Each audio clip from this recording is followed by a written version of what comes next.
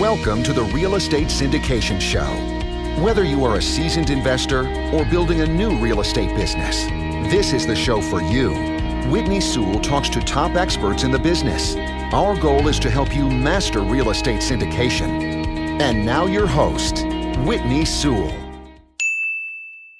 Are you a new or sophisticated investor wanting to learn how to operate a successful syndication business? For life-changing training from the nation's leading syndication expert, my friend Vinny Chopra has the training you need. Text LEARN, L-E-A-R-N, to 474747. This is your daily real estate syndication show. I'm your host, Whitney Sewell. Today our guest is Tom Schwab. Thanks for being on the show, Tom. Whitney, I am thrilled to be here. In this noisy digital world, you can't break through the noise, you just add to it. Instead, you need to get in on the conversation where your ideal customers are already listening. As a Navy veteran who ran nuclear power plants and an inbound marketing engineer, Tom Schwab has a refreshingly unique approach. He focuses on a time-proven strategy, then supercharges it with today's technology and podcast interview marketing. He's an author, a speaker, a teacher, and Tom helps you get more traffic, leads, and raving customer fans by being interviewed on targeted podcasts. Tom, thanks again for your time being on the show. Give the listeners a little more about who you are and what you do, and then let's get into it. Well, I'm Tom Schwab. I'm the CEO of Interview Valet, and I always hate that term, Chief Executive Officer, so I made it Chief Evangelist Officer. I'm here evangelizing for the podcast ecosystem, for our clients, for anybody that can leverage podcasts in this, as Harvard University called it, the golden age of podcasting. I live in Kalamazoo, Michigan, proving that you can do a podcast from anywhere. And we've got a team of 16. They are all based in the U.S., but not everybody wants to live in Michigan with me. I'll stay in the South, but thanks anyway. Tom, a lot of people are trying to get on shows now, right? They're trying to get on podcasts and obviously, everybody wants to get their message out, right? Brand awareness and all that. Maybe you could speak to, the listener right now who's wondering why that's necessary and why we should pursue that, getting on podcasts. And let's get into maybe some good ways of the better ways of approaching podcast guests, or better ways to get on shows, some good techniques, bad techniques that are used, and we'll go from there. Sure. And it's exposure brings opportunity, right? So that's right. Why you want to do it. So if you know somebody like by the name of Whitney that has access to thousands of people that love him, that listen to him each week, wouldn't you want to talk to somebody like that and have all of his fans listen in? So it's that whole thing of a digital stage, right? How can you get on more stages and get introduced? So with that, a lot of people forget what they were taught in kindergarten, and they go back to the worst of digital marketing, right? I always joke that I get pitched probably once to twice a day to be on my podcast. And Whitney, every pitch is the same. Dear Tom, we love your podcast and would love to be a guest on it. The only problem is I don't have a podcast, right? They're just robo-pitching me. I'm on somebody's list, and nobody likes cold pitches, right? If you're going to lie to me, tell me I'm pretty. Don't tell me you like my podcast. So with that, put yourself in the host's shoes, right? What do they want? People want to have people on their podcast that are their friends of friends, or people they'd want to be their friend. So don't start off with a cold pitch, right? Go out and become friendly with them. And how can you do that? Well, every podcaster listens to ratings and reviews. So if you listen to the podcast, like it, leave them a rating and review. They will notice who you are. Connect with them on social media. Share their stuff on social media. Build that relationship. Gary Vaynerchuk talks about jab, jab, jab, jab, right hook. I probably missed a couple jabs on that too. I always say serve, serve, serve, ask. So leave them a rating and review. Share their stuff. Be part of the community. Then you can reach out and say, I appreciate the podcast. I enjoyed this episode. This is something that I think that I could offer your community. I could add value. There's a podcaster called Doug Sandler, DJ Doug, on the Nice Guys on Business podcast. And I love something he said. He's like, you don't have to promote yourself on the podcast. If you do a good job, I'll promote you better than you ever could. So when you do that, when you reach out to podcasts, think about how you can serve with them. And then the other thing too is, content is king, but context is God. So don't just reach out to all 600,000 podcasts out there. Find out which ones have your ideal listeners in it, and then reach out to them. And just start small, knowing that if you do a good job at the end of the podcast, you can ask that host, do you know if anybody else that I'd be good on a podcast with? Podcasters know podcasters. And if you do a good job on the first show and they introduce you to 2 more and they tell 2 friends and so on, you'll get your dance card filled quickly enough.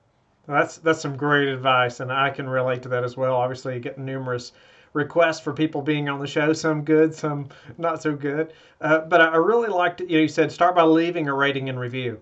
And then, sharing their posts online, being part of the community. I can relate to that as well. I have people who have done that, and and then later have asked to be on the show, or they've connected some other way, or by the way how they provide value in our group. I see, okay, they would be qualified to be on the show, and then I may ask them before they even ask me. It's, there's, we've got an infographic. We call it the 9 secrets to getting booked on your first podcast. I'll put that up in the show notes, and everything we talk about will just be at interviewvalet.com/syndication. I'll put that, you'll look at those and goes, well, a lot of those are common sense. Yes, they are, but they're not commonly used. And if you use those secrets, you'll get on more podcasts than you will just trying to robo email. Tom, what do you find the best way, like to find podcasts that are going to have listeners that are going to connect with you the best?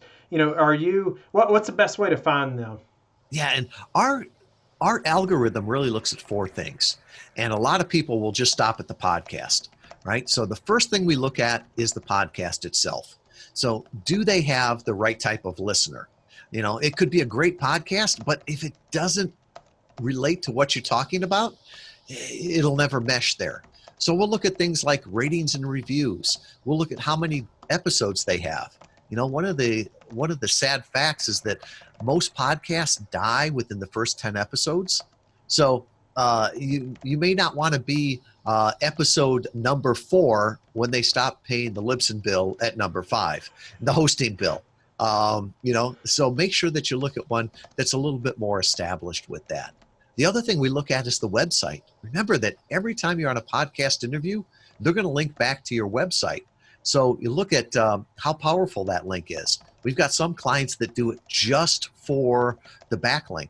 And, if you ask them, hey, would you rather be on Tim Ferriss's podcast or the Kalamazoo Valley Community College podcast? They'd probably say, give us the one with the .edu backlink because it's worth a lot more. The next thing to look at is the social media, right? How much are they promoting this either to their email list or their social media?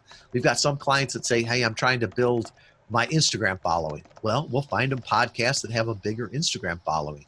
And then finally, we always look at experience with previous guests. Now, you don't get to see this always, but some podcasts just always convert well and other ones never convert well. And one of the overarching things is, are they having a discussion or are they just reading off the same questions? The ones that are having a real discussion like we are here, those always tend to convert better. I appreciate that. But I wanted to can you explain that a little bit? You say convert. Somebody that's listening may not understand what you mean by when you say convert well. Sure. So with that, it's an interview is the fuel, right? So you can go on and have great fuel, but does that convert into real business results?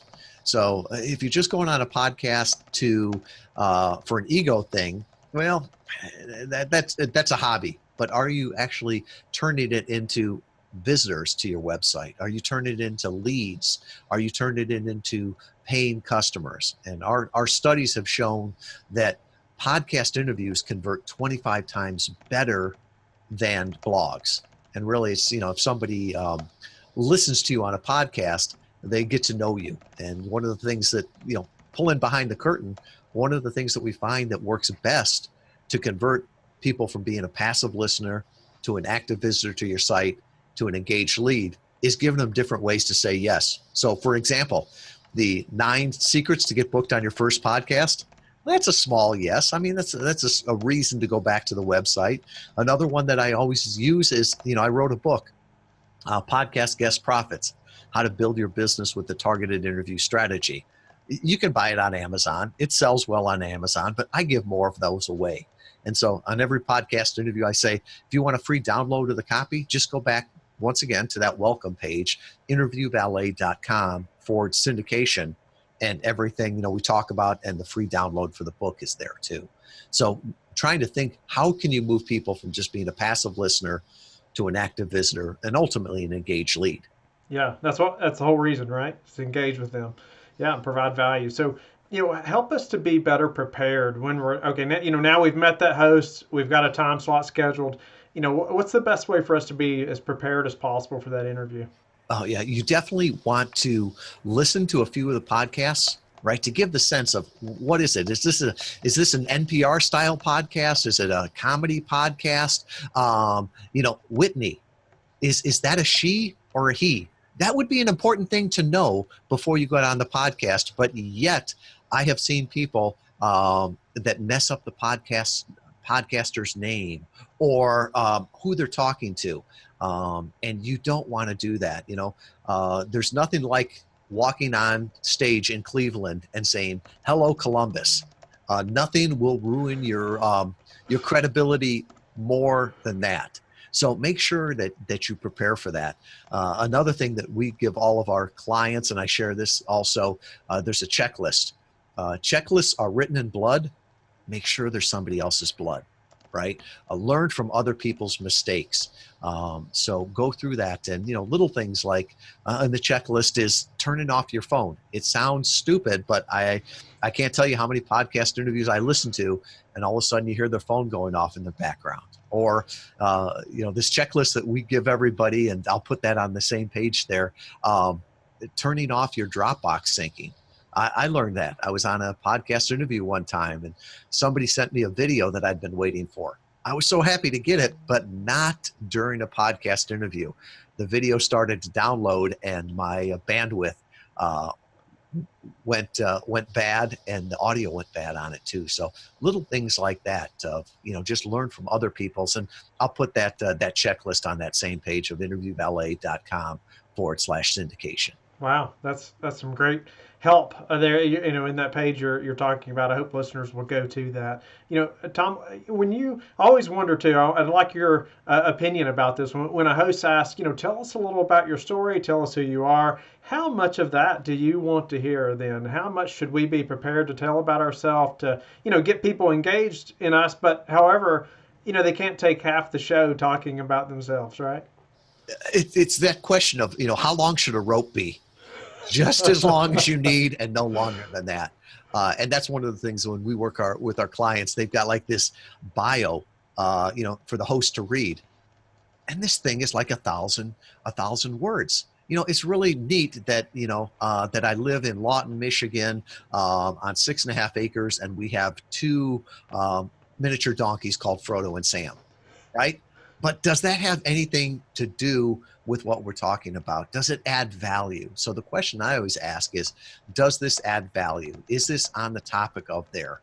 And sometimes things come out other ways, but I always try to say, whatever you do to introduce yourself, make sure that it makes you interesting, memorable, and that it adds value there too.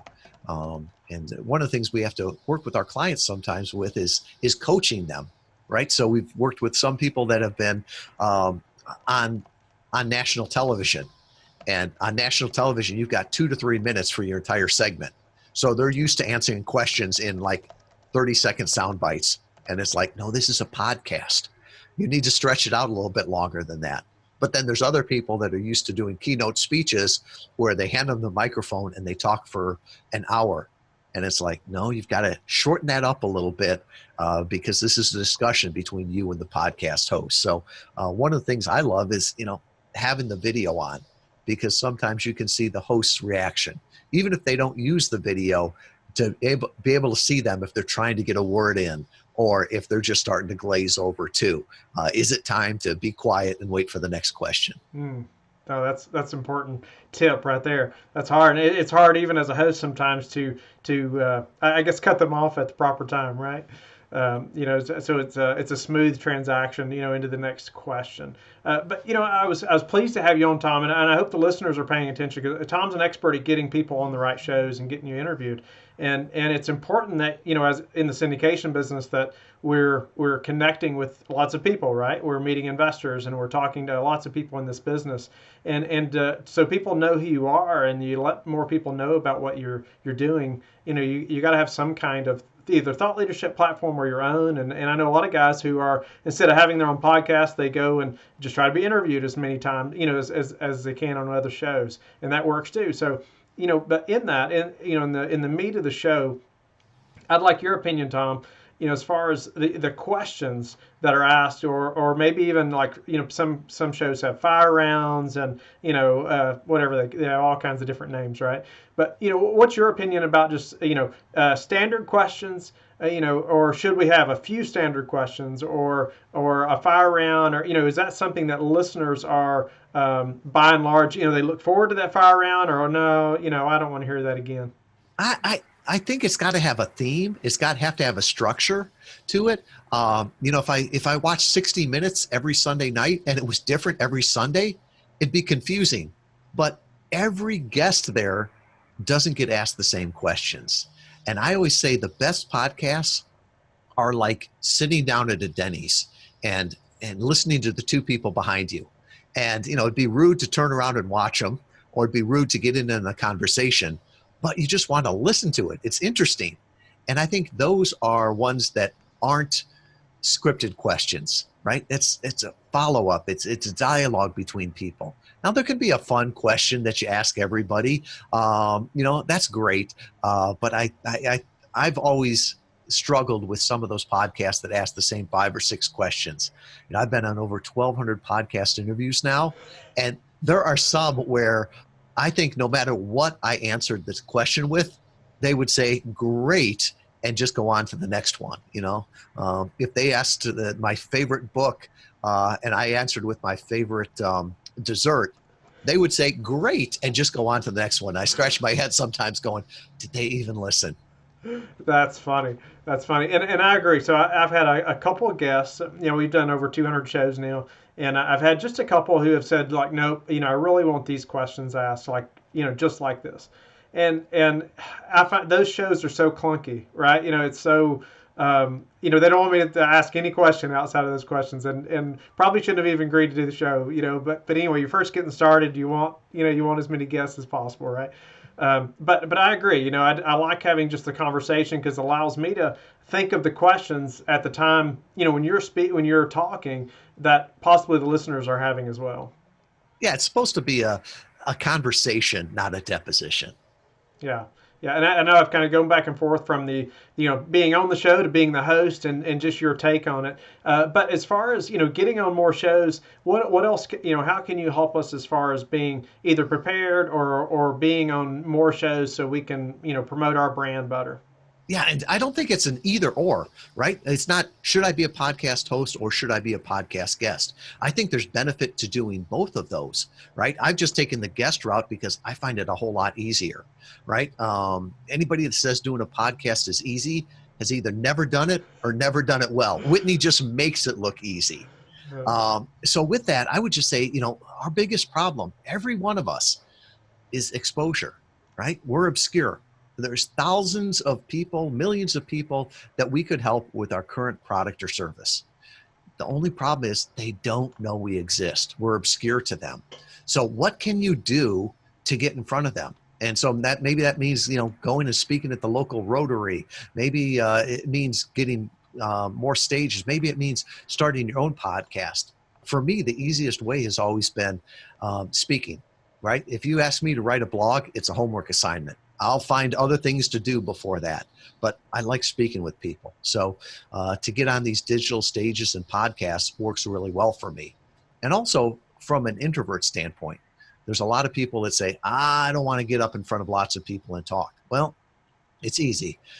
Would you talk to one person on the phone or through video? They're like, yeah, that's great.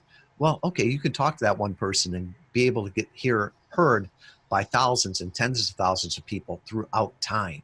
So I think the biggest thing that we have to get over is that we've got something that could help the world. Whatever you have could help a lot of people.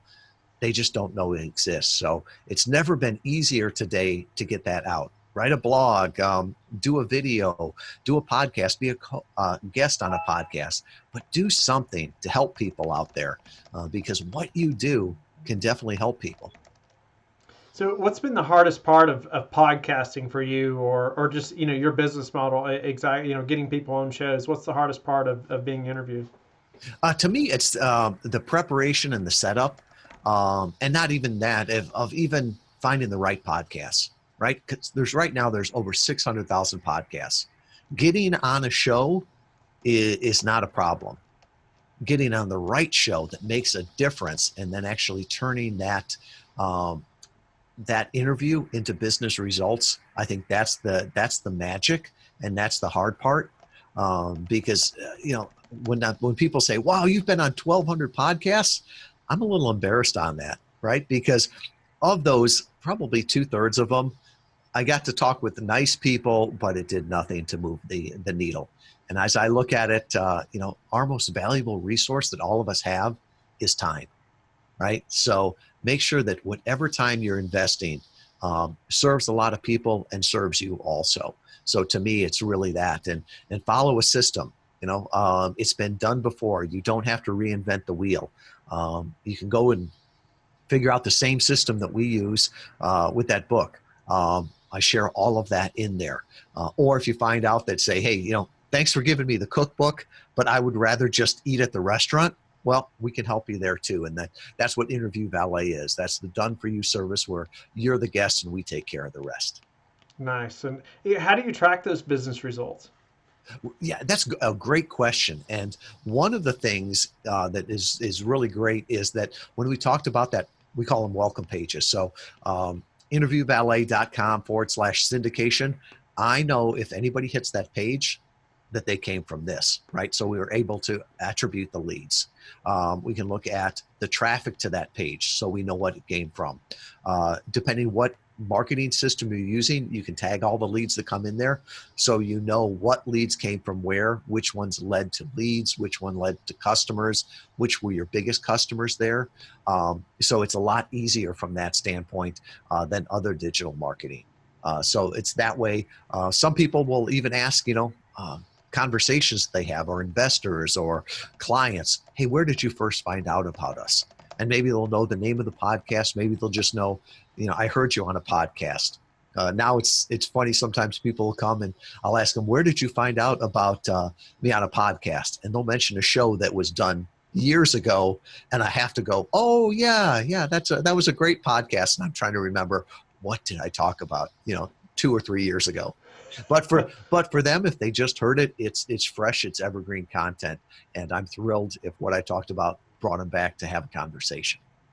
And so, a couple things, and before we run out of time, what are a couple things that made the best podcasts stand out to you as being from the interviewee standpoint and the listener standpoint?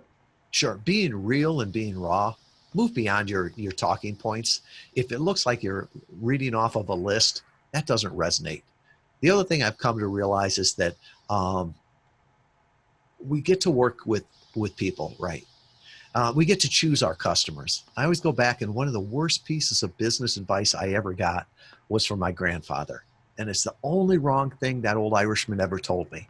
I was 17 years old going away to the Navy, and he told me, choose carefully who you drink with because you can't choose who you work with.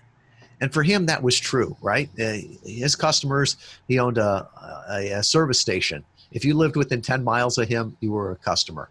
For us now, we can work with people throughout the world. So I just want to be real.